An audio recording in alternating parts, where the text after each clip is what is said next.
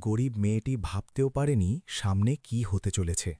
বন্ধুরা, এটি উত্তরপ্রদেশের এক সত্য ঘটনা। বারাণসীর অসিঘাটের সিঁড়িতে সন্ধ্যা তখন ধীরে ধীরে নেমে আসছিল। গঙ্গা মায়ের আরতির প্রস্তুতি চলছিল। সবকিছু এত পবিত্র আর দিব্য ছিল যে মনে হচ্ছিল এখানে দুঃখ বোধহয় টিকতেই পারবে না।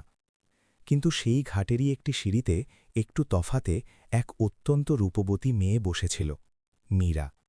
২০ বছরে মীরার শরীর যেন বয়সের আগেই ক্লান্ত হয়ে গিয়েছিল। তার দুমড়ানো মুচড়ানো সালোয়ার স্যুটের রং আর চেনা যাচ্ছিল না। ওড়নায় এত ছিদ্র ছিল যে তা ঢাকার চেয়ে বেশি তার অসহায়তাকেই প্রকাশ করছিল। পায়ে চটি ছিল না, গোড়ালি ফেটে গিয়েছিল। চোখের নিচে গভীর কালো দাগ, যেন কত রাত ধরে ঘুম তার রাস্তা ভুলে গিয়েছিল। গাল আর ঠোঁট এত শুকনো যে প্রতিটি নিঃশ্বাসের সাথে সেগুলো ফেটে যাচ্ছিল। কিন্তু সবথেকে বেশি যা চিৎকার করছিল তা হল তার পেট, খিদে। এমন এক খিদে যা শব্দ করে না, কিন্তু ভেতর থেকে মানুষকে ফোকলা করে দেয়। মীরা গঙ্গার দিকে তাকাচ্ছিল না, সে মানুষকে দেখছিল, প্রতিটি পার হওয়া মুখকে, প্রতিটি আসা যাওয়ার কদমকে। তার চোখে ভিক্ষা ছিল না, ছিল শুধু একটি প্রশ্ন, আমি কি মানুষ নই? মানুষ আরতি দেখত, প্রসাদ নিত আর নিজের নিজের ঘরে ফিরে যেত। কারও নজর সেই মেয়েটির ওপর পড়ত না যে ওই ঘাটের সিঁড়িতে বসে জীবনের সাথে যুদ্ধ করছিল। তখনই ভিড়ের মাঝখান দিয়ে এক হৃষ্টপুষ্ট হালুইকর মিষ্টি বিক্রেতা যাচ্ছিল। তার হাতে ছিল গরম গরম সিঙাড়া। ঘিয়ের সুবাস বাতাসে ছড়িয়ে পড়ল। মীরার পেট মোচড় দিয়ে উঠল। তার আঙুলগুলো অজান্তেই গুটিয়ে গেল।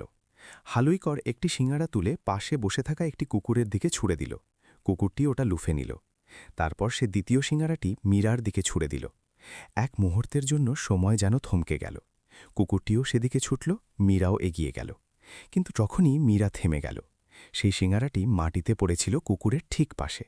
মীরা ওটা তুলল না, তার হাত ওখানেই থেমে গেল। এত খিদের মাঝেও তার আত্মসম্মান জীবিত ছিল। সে ভাবল, পশু আর আমার মধ্যে তো কিছু তফাৎ থাকা উচিত। সে চুপচাপ পিছিয়ে গেল। কুকুরটি সিঙাড়া নিয়ে পালিয়ে গেল। ভিড়ের মধ্যে দাঁড়িয়ে এক যুবক এসব দেখছিল, আদিত্য প্রতাপ সিং। বয়স প্রায় ২৮ বছর, দীর্ঘদেহী এবং দামি পোশাকে এক মার্জিত যুবক। বানসির এক পুরনো ধনী কুড়িওয়ালের উত্তরাধিকারী। শহরে রুহানি রসুই নামে তার এক বড় হেরিটেজ রেস্টুরেন্ট ছিল। টাকার কোনো অভাব ছিল না, নাম ছিল, খ্যাতি ছিল, কিন্তু তার ভেতরে কোথাও একটা শূন্যতা ছিল যা কোনো সম্পদই ভরতে পারছিল না। সে প্রায়ই সন্ধ্যায় ঘাটে আসত শান্তির খোঁজে। আজ তার নজর মীরার ওপর গিয়ে স্থির হল। সে দেখল খিদে ছটফট করা মেয়েটি এবং মাটিতে পড়া সিঙাড়া না তোলার সেই সাহস। আদিত্যের চোখে এক অন্যরকম চকমক দেখা দিল। সে ভিড় ঠেলে মীরার দিকে এগিয়ে গেল। মীরা যখন সামনে একজন মানুষকে দাঁড়িয়ে থাকতে দেখল, তখন সে ভয় পেয়ে গেল। সে নিজের পা গুটিয়ে নিল। তার মনে হল হয়তো ইনিও কোনো উপহাস করতে এসেছেন, অথবা পুলিশ হবে যে তাকে এখান থেকে তাড়িয়ে দেবে। কিন্তু আদিত্য পকেট থেকে টাকা বের করল না। সে মীরার সামনে হাঁটু গেড়ে বসল এবং খুব নরম স্বরে জিজ্ঞেস করল, খিদে পেয়েছে? মীরা কিছুই বলল না, শুধু তার দিকে তাকিয়ে রইল, ভীত, সন্ত্রস্ত। আদিত্য আবারও বলল, আমি তোমাকে খাবার খাওয়াতে পারি, কিন্তু একটি শর্ত আছে। শর্ত শব্দটা শুনতেই মীরার বুক ধক করে উঠল। গরিবদের দুনিয়ায় শর্তের মানে প্রায় একটাই হয়। তার মুঠো শক্ত হয়ে গেল। আদিত্য হয়তো তার ভয় বুঝতে পারল। সে তৎক্ষণাৎ হাত জোড় করল। ভুল বুঝো না, সে বলল, আমি বিনামূল্যে খাবার দেব না, তোমাকে আমার সাথে চলতে হবে। মীরার দম আটকে গেল। আদিত্য শান্ত স্বরে বলল, আমার রেস্টুরেন্টে কাজ করতে হবে, বদলে খাবার পাবে, থাকার জায়গা পাবে আর মেহনাতের সম্মান পাবে। সে এক মুহূর্ত থেমে বলল, ভিক্ষা করে পেট ভরবে নাকি কাজ করে মাথা উঁচু করে বাঁচবে? সিদ্ধান্ত তোমার। মীরা স্তম্ভিত হয়ে গেল। আজ পর্যন্ত মানুষ তাকে কয়েন দিয়েছিল, গালি দিয়েছিল, ঘৃণা দিয়েছিল, কিন্তু কেউ তাকে কাজ দেয়নি, কেউ তাকে সমমর্যাদায় দেখেনি। সে আদিত্যের চোখের দিকে তাকাচ্ছিল। সেখানে না ছিল লালসা, না ছিল দয়া, সেখানে শুধু ছিল ভরসা। মীরার ঠোঁট কাঁপল, আমি কাজ জানি না সাহেব। আদিত্য হাসল, কেউ মায়ের পেট থেকে শিখে আসে না, সে বলল, নিয়ত পরিষ্কার থাকলে পাথরও কারুকার্য শিখে নেয়। মীরা ধীরে ধীরে উঠল। তার পা টল ছিল এবং সে আদিত্যের কালো চকচকে গাড়ির দিকে এগিয়ে গেল। কালো গাড়িটি ঘাটের ভিড় থেকে বেরিয়ে সরু গলিতে মোড় নিল। মীরা পেছনের সিটে কুঁকড়ে বসেছিল। জানলা দিয়ে বাইরে ছুটে চলা বারাণসী দেখছিল। ঘরের দেওয়াল, ছোট মন্দির, জ্বলতে থাকা প্রদীপ আর রাস্তার ধারে শুয়ে থাকা মানুষ। তার হৃৎপিণ্ড দ্রুত গতিতে ধরফর করছিল। এটি ভয়ের ধরফরানি নাকি আশা তা সে নিজেও জানত না। সে নিজের হাত নিজের কোলে চেপে ধরেছিল, যেন একটু আলগা করলেই সবকিছু তছনছ হয়ে যাবে। ড্রাইভার আয়নায় একবার মীরাকে দেখল আর নাক সিটকাল। আদিত্য সেটা দেখে নিল। সরাসরি রেস্টুরেন্টে চলো, সে শান্ত কিন্তু পরিষ্কার গলায় বলল। কিছুক্ষণ পরেই গাড়ি এক পুরনো হালেলির সামনে থামল। উঁচু গেট, হলুদ আলো আর ভেতর থেকে আসা মশলার সুগন্ধ। এটিই ছিল রুহানি রসুই, যেখানে এলাচ, কেশর আর বেশি ঘিয়ের গন্ধ বাতাসে ভেসে বেড়াত। মীরা গাড়ি থেকে নামল। তখন নিজের পায়ের ওপর তার ভরসা হচ্ছিল না। এ তো পরিষ্কার জায়গা, এ তো সাজগোজ করা মানুষ, আর সে নিজে, ছেঁড়া কাপড়, এলোমেলো চুল, নিচু নজর। আদিত্য তার সাথে সাথে চলল, কোনো তাড়াহুড়ো ছাড়া, কোনো দূরত্ব না রেখে। ভেতরে পা রাখতেই রসোই ঘরের স্টাফরা থমকে গেল। কেউ ফিসফিস করল, কেউ প্রশ্নসূচক দৃষ্টি দিল। ম্যানেজার এগিয়ে এলো। তার গলায় সংকোচ আর অস্বস্তি ছিল। স্যার, এ তো ভিখারি। আদিত্যের হাঁটা থামল। সে ম্যানেজারের দিকে তাকাল। এ ভিখারি ছিল। সে ঠান্ডা কিন্তু দৃঢ় স্বরে বলল, এখন থেকে এখানে কাজ করবে। রান্নাঘরে নিস্তব্ধতা ছেয়ে গেল। কাকি? আদিত্য রান্নাঘরের এক কোণে দাঁড়িয়ে থাকা এক বৃদ্ধা মহিলাকে ডাকল। একে স্নান করানোর জন্য নিয়ে যাও, পরিষ্কার কাপড় দাও আর পেট ভরে খাবার খাওয়াও। মীরার যেন নিজের কানে বিশ্বাস হল না। কাকি মীরার হাত ধরলেন, সেই হাত যা বছরের পর বছর কেউ ধরেনি, কোনো ভয় ছাড়া, কোনো ঘৃণা ছাড়া। স্নানের পর মীরা যখন বাইরে এলো, তখন তার শরীরে একটি পুরনো কিন্তু পরিষ্কার গোলাপি সালোয়ার স্যুট ছিল। তার ভেজা চুল কাঁধের ওপর ছিল। আয়নায় সে নিজেকে দেখল, তখন এক মুহূর্তের জন্য থমকে গেল। ধুলো আর খিদের নিচে যে মুখটি চাপা পড়েছিল তা ধীরে ধীরে ফুটে উঠছিল। শ্যামলা কিন্তু সজীব, ক্লান্ত কিন্তু সুন্দরী। কাকি তার সামনে থালা রাখলেন, ডাল, ভাত আর গরম রুটি। মীরা প্রথম লোকমাটি মুখে তুলল এবং কেঁদে ফেলল। এই কান্না খিদের ছিল না, এটি সেই অনুভূতির ছিল যা সে বছরের পর বছর জানত না, আপনজন। আদিত্য দূরে দাঁড়িয়ে এসব দেখছিল।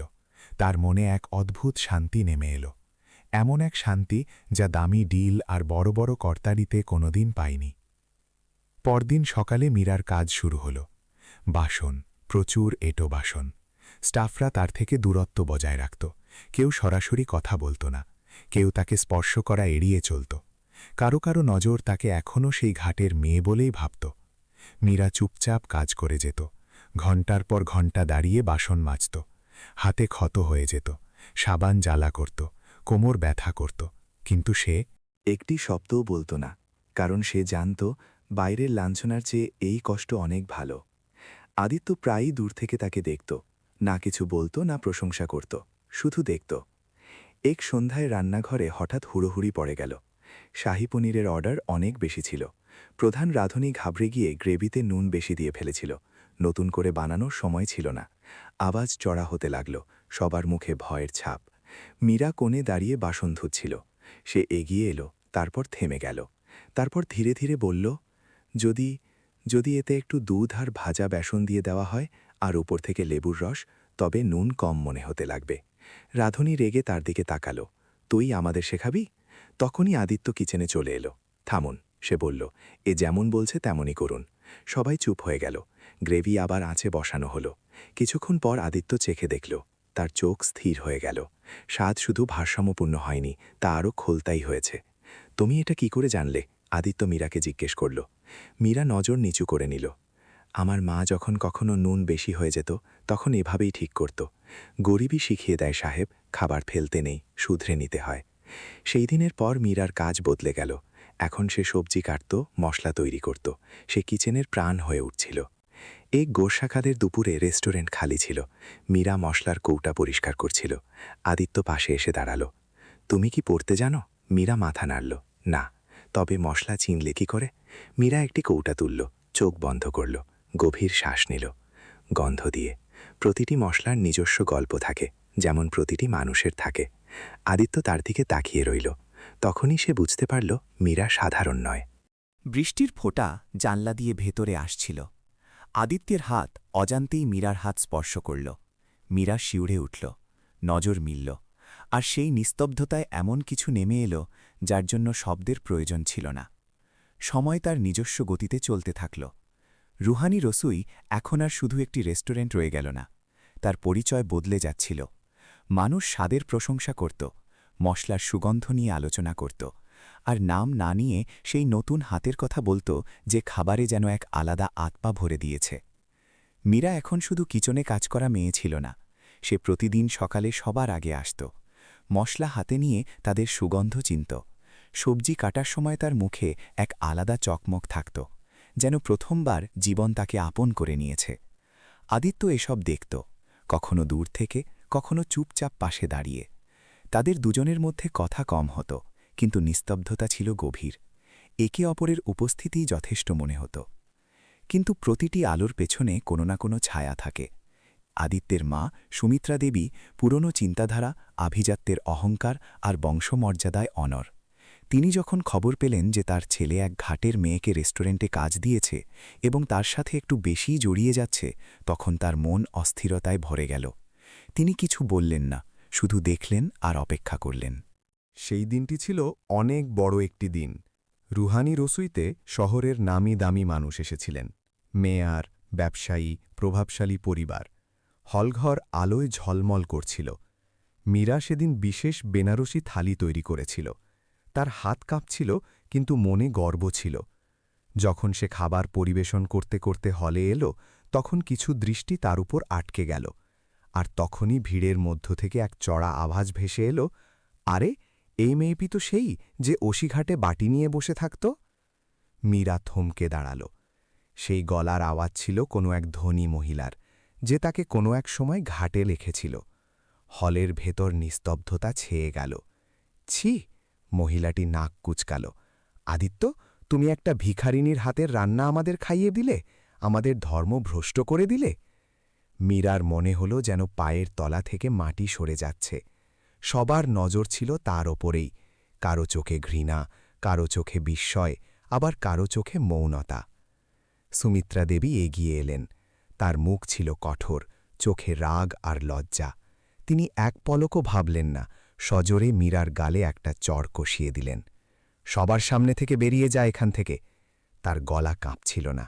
আশ্রয় দিলাম আর তুই আমাদের নাক কাটিলি। মীরার গাল জ্বলছিল, কিন্তু তার চেয়েও বেশি জ্বলছিল তার বুক। সে কিছু বলল না, কোনো সাফাই দিল না, চোখের জলও আটকাল না। শুধু ধীরে ধীরে নিজের অ্যাপ্রনটা খুলল এবং কারো দিকে না তাকিয়ে বাইরে বেরিয়ে গেল। বাইরে বৃষ্টি শুরু হয়ে গিয়েছিল। প্রবল বৃষ্টিতে মীরা ছুটতে লাগল সেই অন্ধকারের দিকে যেখান থেকে সে এসেছিল। আদিত্য সেই সময় অফিসে ছিল। সে যখন শোরগোল শুনে বাইরে এলো, হল তখন নিস্তব্ধ। মীরা সেখানে ছিল না। পুরো ঘটনা শোনার পর তার ভেতরে কিছু একটা ভেঙে গেল। সে সোজা নিজের মায়ের সামনে গিয়ে দাঁড়াল।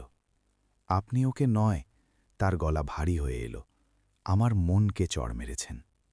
সুমিত্রা দেবী কিছু বলতে যাবার আগেই আদিত্য বলে উঠল, ও ভিখারি ছিল না, ও এই রান্নাঘরের অন্নপূর্ণা ছিল। সে একটা দীর্ঘশ্বাস নিল। যদি ও এই বাড়িতে না থাকে, তবে আমিও থাকব না। সেই রাতে আদিত্য আর কোনো তর্ক করল না। সে নিজের গাড়ি নিয়ে বেরিয়ে পড়ল। বৃষ্টির থামার কোনো নাম ছিল না। প্রতিটি ঘাট, প্রতিটি গলি, প্রতিটি মন্দির, মীরা কোথাও ছিল না। তার মন ভেঙে যাচ্ছিল। সে কি তাকে চিরদিনের জন্য হারিয়ে ফেলল? রাত তখন 2টো বেজেছে। ক্লান্ত, বিধ্বস্ত আদিত্য আশিঘাটে পৌঁছাল, ঠিক সেই জায়গায় যেখানে সে মীরাকে প্রথমবার দেখেছিল। একটা গাছের নিচে কেউ বসেছিল, ভেজা শরীরে কাঁপছিল। মীরা নিজের হাঁটুতে মাথা গুজে বসেছিল। সে কাঁদছিল না, শুধু নিথর হয়ে বসেছিল। আদিত্য দৌড়ে তার কাছে গেল, নিজের কোটটা খুলে তার কাঁধে জড়িয়ে দিল। মীরা, সে ডাকল। মীরা ধীরে ধীরে মাথা তুলল। তার চোখে কোনো অভিযোগ ছিল না, ছিল শুধু গভীর বিষাদ। সাহাব, আপনি কেন এলেন? তার গলার আওয়াজ ছিল মৃতপ্রায়। আমি এখানেই ঠিক আছি। আবর্জনাকে প্রাসাদে রাখলে তা সোনা হয়ে যায় না। আদিত্যের চোখ থেকে জল পড়ল। সে মীরার মুখটা নিজের হাতের মুঠোয় নিল। তুমি আবর্জনা নও, তার কণ্ঠস্বর ভেঙে যাচ্ছিল। তুমি আমার জীবন। বৃষ্টি আরও বেড়ে গেল। আদিত্য তাকে বুকে জড়িয়ে নিল। ওই প্রাসাদে, ওই রান্নাঘরে আর আমার ভেতরে সবকিছু শূন্য ছিল। তুমি এসে সব ভরিয়ে দিলে। মীরার শ্বাস দ্রুত হল। সমাজ, আপনার মা, সে ধীর গলায় বলল। আদিত্য তাকে আরও শক্ত করে ধরল। গোল্লায় যাক সমাজ। সম্মান টাকা দিয়ে হয় না, চরিত্র দিয়ে হয়। আর তোমার চেয়ে বেশি ধনী চরিত্র আমি কারও দেখিনি। সে মীরার চোখের দিকে তাকাল। আমাকে দিয়ে করবে? মীরার চোখের বাঁধ ভেঙে গেল। সে হুহু করে কেঁদে ফেলল। এই কান্না কষ্টের ছিল না, এই কান্না ছিল সেই আপন্নত্বের, যাকে সে জীবনভর খুঁজে বেরিয়েছে। সে ধীরে ধীরে মাথা নাড়াল। আদিত্য তাকে দু হাতে তুলে নিল। বৃষ্টি আরও বেড়ে গেল। এইভাবেই রাত কাটল। আর তারপর বৃষ্টি ধীরে ধীরে থেমে গেল। আশিঘাটের সিঁড়িতে পরের সকালের প্রথম আলো এসে পড়ল। মীরা আদিত্যের সাথে চুপচাপ বসেছিল। দুজনের মাঝে কোনো শব্দ ছিল না, কিন্তু সেই নিস্তব্ধতায় আর কোনো ভয় ছিল না। ছিল একটা ভরসা, এমন এক ভরসা যা কোনো প্রতিশ্রুতি থেকে নয়, সাহচর্য থেকে জন্ম নেয়। এরপর আদিত্য মীরাকে নিয়ে রুহানি রসুই রেস্টুরেন্টে পৌঁছাল। রেস্টুরেন্টের দরজা আবার খুলল, কিন্তু এবার পরিবেশ বদলে গিয়েছিল। আদিত্য কোনো ঘোষণা করল না, কোনো শোরগোল করল না, শুধু নিজের সিদ্ধান্তে অটল থাকল। শুরুটা সহজ ছিল না। সমাজের কথা, আত্মীয় স্বজনের ফিসফাস, পুরনো অতিথিদের শীতল দৃষ্টি সবই সামনে ছিল। কিন্তু মীরা আর ফিরে তাকাল না। সে সেটাই করল যা সে জানত, কঠোর পরিশ্রম। সে আবার রুহানি রসুইয়ের কাজে ডুবে গেল। দিন কাটতে লাগল। মীরার পরিশ্রম, তার শান্ত স্বভাব আর আদিত্যের চোখে তার জন্য বাড়তে থাকা ভালোবাসা সবকিছুই আদিত্যের মা দেখছিলেন। ধীরে ধীরে তার মনের কঠোর স্তরগুলো গলতে লাগল। তিনি বুঝতে পারলেন যে মীরা তার ছেলের কাছ থেকে কিছু কেড়ে নেয়নি, বরং তাকে সেই শান্তি দিয়েছে যার খোঁজ সে বছরের পর বছর ধরে করছিল। একদিন তিনি মীরাকে কাছে রাখলেন, তার মাথায় হাত রাখলেন এবং কোনো শর্ত ছাড়াই তাকে আপন করে নেওয়ার সিদ্ধান্ত নিলেন, নিজের একমাত্র ছেলের খুশির জন্য। কিছু সময় পর আড়ম্বরহীনভাবে আর আশীর্বাদের সাথে আদিত্য ও মীরার বিয়ে হয়ে গেল। কোনো লোক দেখানো জাঁকজমক ছিল না, ছিল শুধু দুই জীবন, যা পরিশ্রম, ভরসা আর সম্মানের বাঁধনে বাঁধা পড়ল। কিন্তু গল্প এখানেই শেষ হল না, কারণ ভবিষ্যতে যা হতে চলেছিল তা সবাইকে ভাবতে বাধ্য করল। বিয়ের পর ধীরে ধীরে রেস্টুরেন্টে এক নতুন ব্যাপার ঘটতে লাগল। মানুষ খাবারের সাথে এক অদ্ভুত শান্তি অনুভব করতে লাগল। তারা জিজ্ঞেস করত, আজ এটা কে বানিয়েছে? নাম কেউ নিত না, কিন্তু সবাই জানত। সেই সময় মীরার মনে একটা ভাবনা দানা বাঁধতে শুরু করল। ঘাটে বসে থাকা সেই শিশুদের ক্ষুধার্ত চোখগুলো, সেই চোখগুলো যেগুলি একসময় তার নিজের ছিল। সে একদিন সন্ধ্যায় আদিত্যকে বলল, সাহাব, আমরা কি ওদের জন্য কিছু করতে পারি? আদিত্য তার দিকে তাকাল। তার চোখে কোনো সংকোচ ছিল না, ভয় ছিল না, ছিল শুধু এক স্বচ্ছ ইচ্ছা। কয়েক মাস পর রুহানি রাসুইয়ের পেছনের একটা পুরনো বাড়িতে এক নতুন বোর্ড লাগল, আপনা ঘর। এটা কোনো আশ্রম ছিল না, এটা ছিল একটা শুরু। এখানে সেই সব শিশু আর মেয়েরা আসত যারা ঘাটে ভিক্ষা করত। এখানে তাদের খাবার জুটত, কাজ শেখানো হতো, আর সবচেয়ে বড় কথা, সম্মান দেওয়া হতো। মীরা নিজে তাদের শেখাত, কখনো রুটি বেলা, কখনো মশলা চেনা, কখনো বা শুধু বসে তাদের কথা শোনা। সে জানত, কখনো কখনো মানুষের উপদেশের প্রয়োজন হয় না, শুধু একটা ভরসাযোগ্য মুখের প্রয়োজন হয়। সময় বদলালো, মানুষ বদলালো। সেই সমাজ যারা এক সময় আঙুল তুলত, তারা এখন প্রশ্ন করতে লাগল, এইসব কিভাবে হচ্ছে? রুহানি রাসুইয়ের খ্যাতি শহরের বাইরে ছড়িয়ে পড়ল, খবরের কাগজে নাম আসলো। স্বাদের সাথে সাথে এখন মানবতার আলোচনাও হতে লাগল। একদিন দেশের সবচেয়ে সম্মানজনক কুকিং অ্যাওয়ার্ড ঘোষণা হলো। রুহানি রাসুইয়ের নাম ঘোষণা করা হলো। অনুষ্ঠানের হল আলোয় ঝলমল করছিল, করতালিতে ফেটে পড়ছিল। মঞ্চে আদিত্য দাঁড়িয়েছিল, সংযত ও শান্ত। সঞ্চালক মাইক হাতে নিলেন। এই সাফল্যের পেছনে এক এমন শক্তি আছেন যিনি স্বাদকে আত্মা দিয়েছেন। আমি মঞ্চে ডাকতে চাই মিসেস মীরা আদিত্য সিংকে। মীরা মঞ্চের দিকে এগিয়ে গেল। সে একটা বেনারসি শাড়ি পরেছিল, কপালে একটা ছোট্ট টিপ, সিঁথিতে সিঁদুর। তার মুখে এখন আর কোনো ভয় ছিল না, সেখানে ছিল আত্মবিশ্বাস, শান্ত ও স্থির। হল করতালিতে মুখরিত হয়ে উঠল। মীরা সামনে তাকাল। প্রথম সারিতে সুমিত্রা দেবী বসেছিলেন, তার কোলে মীরা ও আদিত্যের ছোট্ট ছেলে। তার চোখে এখন আর কঠোরতা ছিল না, সেখানে ছিল গর্ব। মীরা মাইক ধরল। তার কণ্ঠস্বর প্রথমে একটু কাঁপল, তারপর সামলে নিল। আমি আজ এখানে দাঁড়িয়ে আছি, সে বলল, নিজের যোগ্যতার চেয়ে বেশি আমার জীবনসঙ্গীর ভরসার কারণে। হলের ভেতর নিস্তব্ধতা ছেয়ে গেল। তিনি আমাকে তখন আপন করেছিলেন যখন আমি নিজেকে আপন করে নিতে ভয় পেতাম। মানুষ বলে ভালোবাসা অন্ধ হয়, কিন্তু আমি বলি ভালোবাসা হলো সেই দৃষ্টি যা তালিমারা জামার ভেতরে লুকিয়ে থাকা মানুষটিকে দেখতে পায়। সে আদিত্যের দিকে তাকাল। আপনি আমাকে ভিক্ষায় মুদ্রা দেননি, আপনি আমাকে আমার জীবন দিয়েছেন। মীরা মাথা নত করল। আদিত্য মঞ্চে এলো এবং সবার সামনে তার কপালে চুম্বন করল। অনেকক্ষণ ধরে করতালি বাজতে লাগল। অনুষ্ঠানের পর সুমিত্রা দেবী মীরার কাছে এলেন। তিনি তার মাথায় হাত রাখলেন, কোনো শব্দ বললেন না। মীরা বুঝে নিল কিছু ক্ষমা শব্দের মুখাপেক্ষী হয় না। রাতে রুহানি রসুই বন্ধ হওয়ার পর মীরা সেই রান্নাঘরে দাঁড়িয়েছিল, যেখানে সে প্রথমবার সাবানের সুগন্ধ অনুভব করেছিল, যেখানে সে প্রথম অন্ন গ্রহণ করেছিল এবং যেখানে সে নিজেকে নতুন করে খুঁজে পেয়েছিল। আদিত্য তার পাশে এসে দাঁড়াল। দুজনে চারপাশটা দেখল। এখন এই জায়গাটা শুধু দেয়াল ছিল না, ছিল স্মৃতি, পরিশ্রম আর ভরসা। মীরা ধীর গলায় বলল, কখনো কখনো ভাবি, যদি সেদিন আপনি আমাকে না দেখতেন। আদিত্য হাসল। তাহলে হয়তো আমি আজ ভিড়ের মধ্যে শান্তি খুঁজে বেড়াতাম।